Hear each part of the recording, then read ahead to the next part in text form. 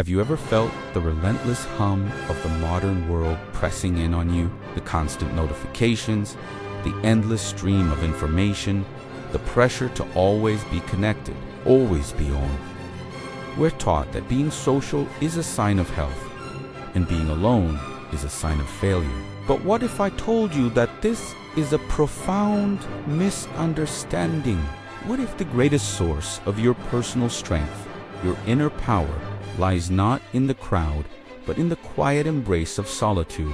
This isn't about loneliness, which is a painful feeling of unwanted isolation. This is about Solitude, the deliberate, chosen act of being with yourself. It's a space where the noise of the world fades away and a deeper, more authentic voice can finally be heard. Your own. In the silence, you begin to notice things you've been too busy to see.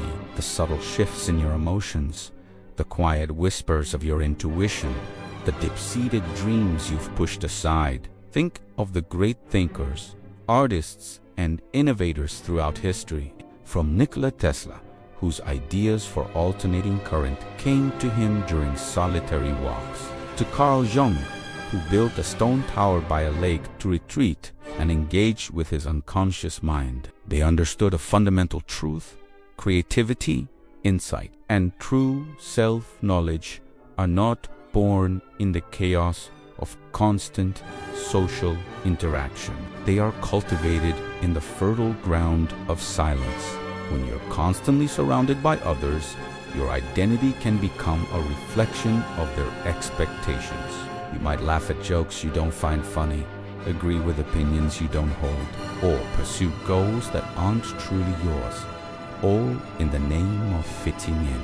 Solitude is the great filter. It strips away the external pressures and allows you to ask the most important questions. Who am I when no one is watching? What do I truly believe? What does my soul actually yearn for? This process can be uncomfortable at first. When the external distractions are gone, you're left with your own thoughts and feelings, and not all of them are pleasant.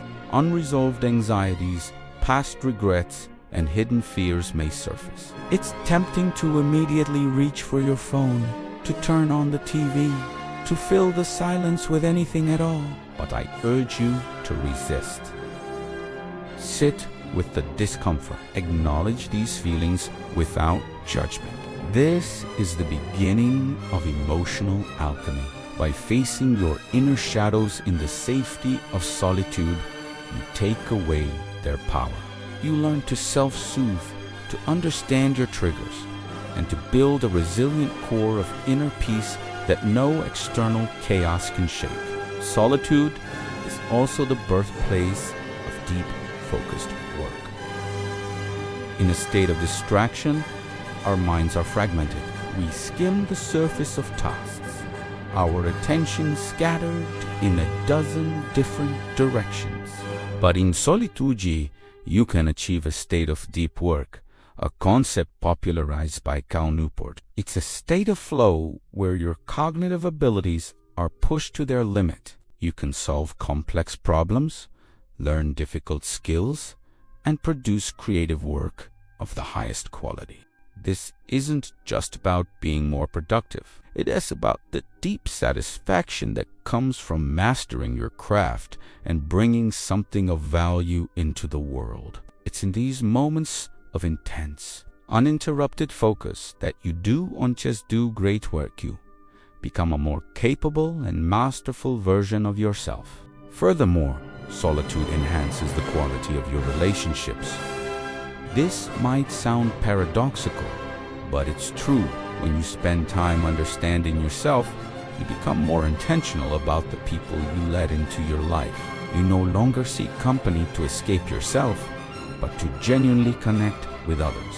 You show up to your relationships not as an empty vessel needing to be filled, but as a whole person ready to share your authentic self.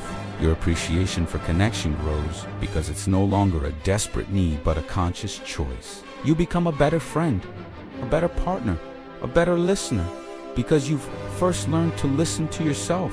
So, how can you begin to cultivate this transformative practice? You don't need to retreat to a cabin in the woods for a year, though that might be nice. Start small.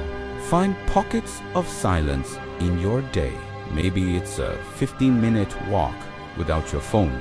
Maybe it is waking up 20 minutes earlier to simply sit with a cup of tea and your thoughts.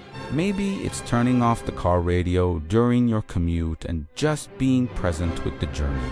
Journaling is another powerful tool. Write without a filter. Let your thoughts, fears, and dreams pour onto the page. It's a conversation with your deepest self, a way to untangle the knots in your mind and gain clarity. Practice mindfulness or meditation. These practices train your attention, helping you to observe your thoughts without getting lost in them. It's like building a mental muscle that allows you to remain calm and centered even when life gets stormy. The goal isn't to become a hermit. The goal is to create a rhythm in your life, a dance between connection and solitude, between the outer world and your inner world.